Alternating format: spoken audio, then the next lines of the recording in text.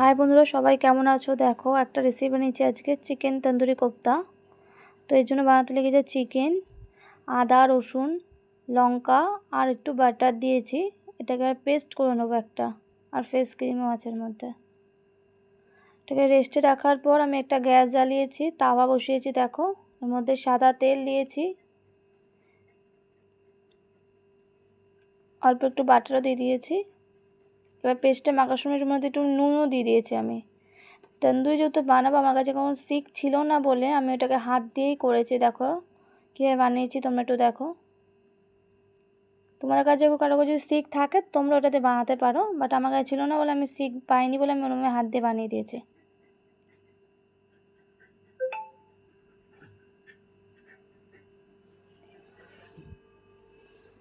আর দেখো এটাকে আমি ভালো করে এটাকে ফ্রাই করব। 2 পিঠ ভালো করে এটাকে একটুখানি ফ্রাই মতন করে নিয়েছি, করার পর সব নামিয়ে রেখেছি। দেখতে পাচ্ছ ভালো করে, এভাবে তোমরা ফ্রাই করে নেবে। দেখো এবার গ্যাস জ্বালিয়ে সাদা তেল দিয়েছি কড়াইয়ের মধ্যে। ওর মধ্যে পেঁয়াজ দিয়েছি, একটা গোটা পেঁয়াজ। পেঁয়াজটাকে একটু হালকা ফ্রাই করব, বেশি লাল করব না, তাহলে তিতো হয়ে যাবে। হালকা ফ্রাই করার পর ওর মধ্যে আমি সাদা তিল দিয়ে দিয়েছি। যেহেতু আমার কাছে চাল মগজ আর কাজু বাদাম ছিল না, তো আমি এটা দিয়েই করেছি। তোমাদের কাছে যদি থাকে তো তোমরা চাল মগজ বা কাজু দিতে পারো। দেখো এটাকেও পেস্ট করতে হবে, আদা রসুন লঙ্কা পেঁয়াজ আর তিলটাকে। একটু নুনও দিয়েছি সামান্য পরিমাণ মতো। এটাকে পেস্ট করে রাখার পর আমি আবার একটা কড়াই বসিয়ে তেল দিয়েছি আর বাটার দিয়েছি। এটাকে হালকা একটুখানি গরম করবো, বাট এটাকে মন্দা আঁচেই কাজটা করতে হবে। এর মধ্যে আমি গোটা গরম মশলা দিয়েছি। দেওয়ার পর ওই যে পেস্টটা যে করেছিলাম আমি, পেঁয়াজ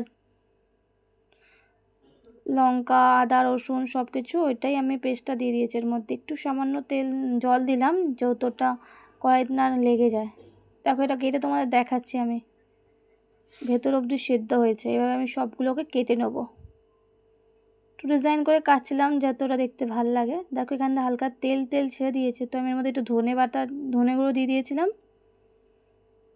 আর গোলমরিচগুলো দিয়েছিলাম, আর একটু নুন দিয়েছিলাম স্বাদ মতো, আর বাটার দিয়ে দিয়েছি।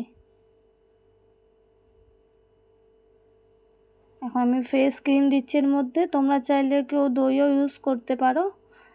যেটা আমার হাতে গেছিলো আমি সেটা দিয়ে বানিয়ে চেষ্টা করেছিলাম, ওটাই আমি তোমাদের সাথে শেয়ার করেছি। এরকম কস্তুরি মেথি আছে,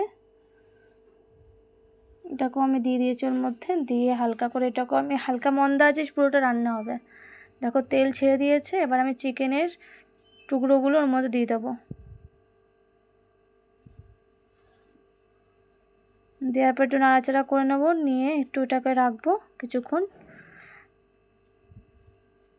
রাখার পর এটাকে সার্ভ করবে, নান দিয়ে খেতে পারবে তোমরা, লাচ্ছা পরোটা দিয়ে খেতে পারবে। আজ জন্য ভিডিওটা এখানে এন্ড করলাম। টাটা, ভালো থেকো।